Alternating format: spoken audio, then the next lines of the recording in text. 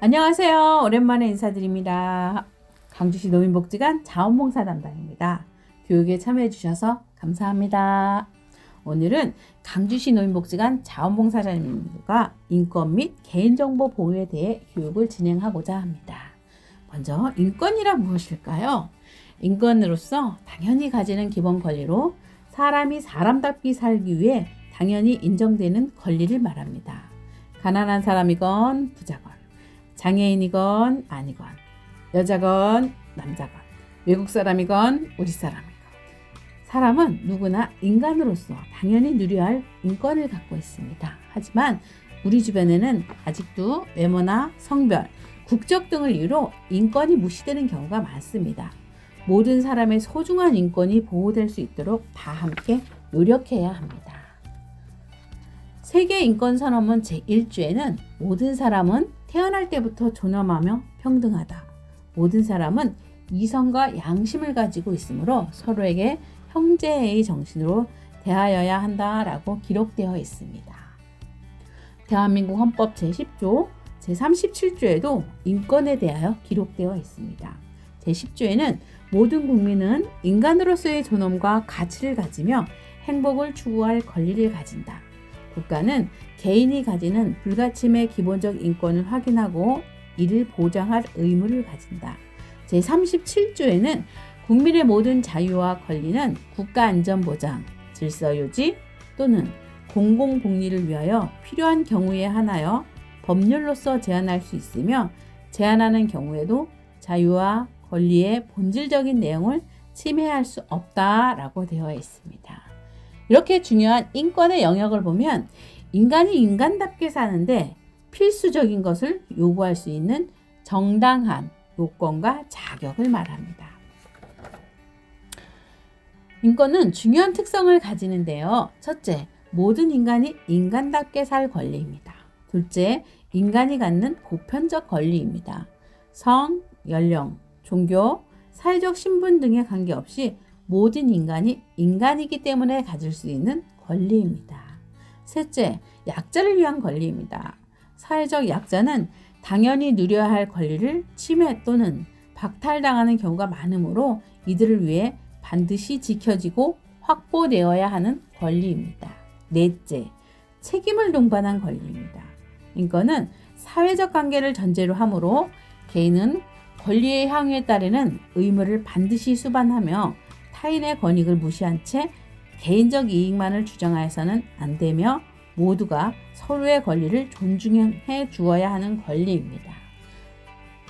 다섯 번째, 인권은 도덕적 권리로서 실정법상의 권리 이상의 것이다. 즉, 인권은 도덕적 특성이 갖는 구속력을 가지므로 법에서 보장하고 있는 기본권에만 한정되지 않으며 현행법이 보장하고 있지 않더라도 인간의 존엄성을 보장하는 데에 반드시 필요한 제도와 법을 초월한 권리이다.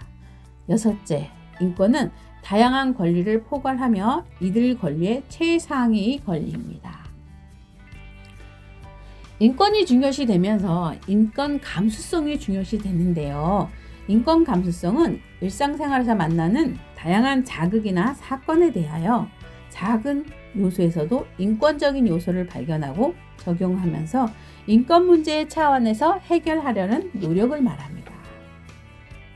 그럼 오늘 강의에 참여한 봉사자님의 인권 감수성을 알아보도록 하겠습니다. 인권 감수성은 무심코 지나치기 쉬운 생활 속 차별 문화를 발견하고 인식하게 되는데요. 다음 안내 표지판을 보고 어떻게 느끼셨어요? 아이와 치마 입은 사람이 있네요.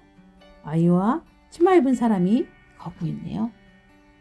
그림 1과 그림 2는 아동의 보호는 늘 여자, 엄마라는 성 역할에 대한 고정관념을 강화시킬 수 있습니다. 다음은 어떤 것이 맞는 표현일까요? 장애인, 정상인, 장애인, 비장애인. 네, 장애인, 비장애인이 맞습니다. 장애인에 대비되는 표현으로 정상인을 사용하는 것은 암묵적으로 장애인이 비정상인임을 의미하는 것이 되므로 부적절합니다. 다음은 그림 1과 그림 2의 표지판을 보고 차이점이 무엇이라고 생각하세요? 그림 1은 무릎 위에 손을 가지런히 놨네요. 무릎 2는 손을 뒤에다 놓고 왠지 굴러갈 것 같죠? 그림 1은 뒤에서 휠체어를 끌어줘야 이동할 수 있는 도움의 대상인 장애인 이미지와 그림 2는 스스로 휠체어를 통해 이동할 수 있는 능동적인 장애인 이미지입니다. 늘 도움의 대상으로만 장애인을 바라보는 편견에 대해 생각해 봐야 할 것입니다. 다음은 스포츠맨, 운동선수. 어떤 표현이 맞을까요? 네, 운동선수가 맞습니다. 스포츠맨은 하나의 성을 지칭하는 단어로 남녀 모두를 포괄해 사용하는 경우로 성차별적 언어에 해당합니다. 다음은 우리가 아는 늑대와 양치기 소년입니다. 거짓말하면 안 된다는 교훈을 주는 동화를 기억하는데 인권 감수성을 가지고 보면 거짓말하지 말자 끝맺음하는 건 개인만 바라보는 결과고요. 구조적으로 들어가 보면 얼마나 심심했을까요? 무례함을 달래기 위한 거짓과 사람을 만나고 싶었던 소년, 누구라도 외로울 수 있습니다. 거짓말을 할 수밖에 없는 외로운 근무 환경을 바꿔보자로 생각할 수 있을 것 같습니다. 이렇게 인권 감수성을 다른 방향에서 생각하게 하는데요. 인권 감수성을 높이려면 먼저 입장 바꿔 역지사지로 생각해야 합니다. 다음은 인권이 무엇인지 알아야 합니다. 어느 관점으로 볼 것인가 바라보는 방향을 바꾸어야 합니다. 끊임없이 자신을 성찰해야 합니다. 인권. 사람은 존재하는 것만으로 가치가 있다에 기반을 두어야 한다고 생각합니다. 다음은 개인정보 보호입니다. 개인정보란 뭘까요?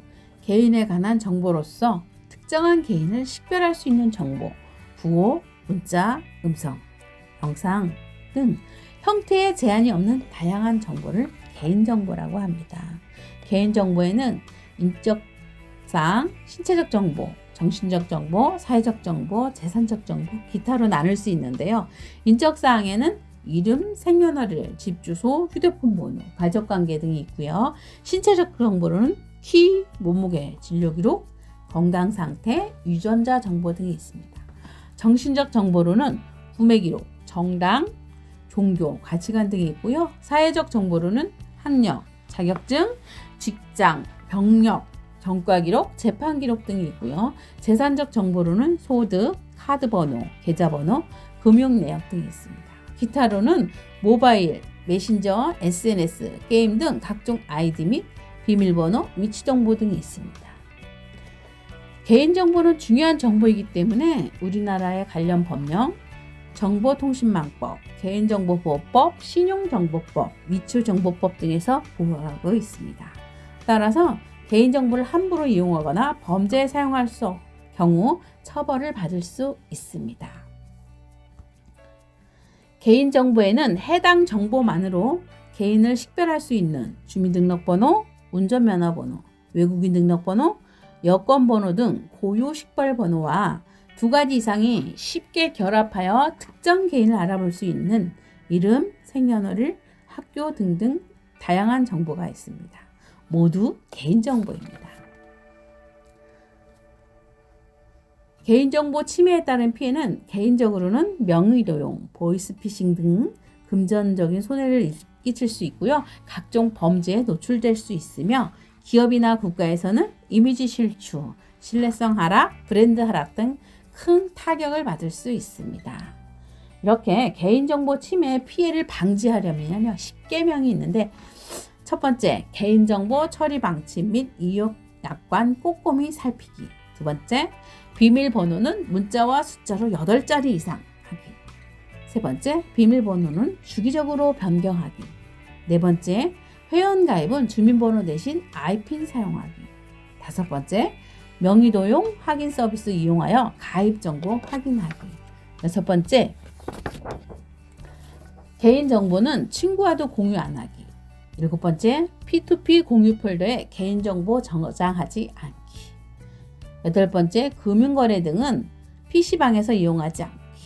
9번째, 출처 불분명한 자료 다운로드 금지하기. 10번째, 개인정보 침해 신고 적극 활용하기. 이렇게 10가지 잘 기억해 두셔서 꼭 실천하시기 바랍니다. 존재만으로 가치가 있는 나, 개인정보를 보고 통해 나를 잘 지키셨으면 좋겠습니다. 오늘 강의는 여기까지입니다. 감사합니다.